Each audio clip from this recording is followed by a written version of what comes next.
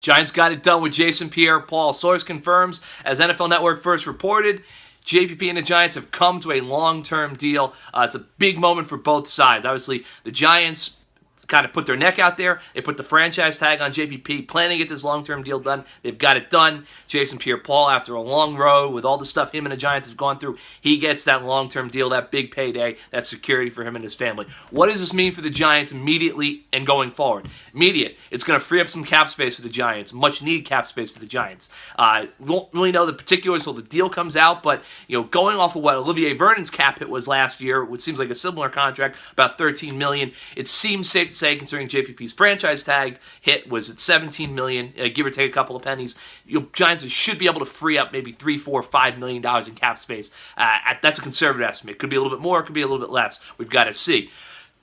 Does this open a door to bring back Johnathan Hankins? It could. I don't think much really changes on the Hankins front because the Giants would have been able to kind of make something happen with Hankins anyway. I think even if JPP hadn't agreed to the long-term deal, I don't think the Giants are not going to pay Johnathan Hankins $10 million. I don't think they should pay him $8 million a year. But they will have a little bit more flexibility potentially to make something happen with Hankins, bring him in potentially. Maybe that's still on the table for them.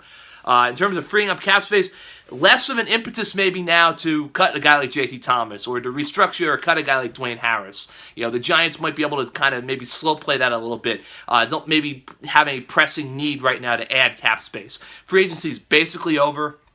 It's pretty clear the Giants were not going to play in the top part of the offensive line situation. In hindsight, I'm sure the Giants would have liked to get the JPP deal done before free agency started, but maybe it didn't really hamstring them. We'll have to ask Jerry Reese about that when he speaks next month, right before the draft. Maybe if the JPP situation and not getting a deal done before free agency changed what the Giants are doing anyway. But look, it's a big victory for the Giants. They've got their bookend pass rush duo of Olivier Vernon and Jason Pierre-Paul locked down for seasons to come. They've got their defense basically intact for the most part after having a really good year last year. They hope to build on that. It's a big day for the Giants. It's a big day for JPP. This is something that had to happen. A little bit surprising maybe it got done as quickly as it would. I think a lot of people, myself included, thought this might drag on toward that July 15th franchise tag deadline. It didn't. Giants and JPP got the deal done. Big victory for both sides. Now the Giants go forward, maybe free up some cap space, maybe bring Hankins back, maybe are able to add some other guys, but it's a big move. JPP's locked down. Giants took a little bit of a gamble with the franchise tag, and it paid off. They've got him in the books now for years to come. We'll see you later.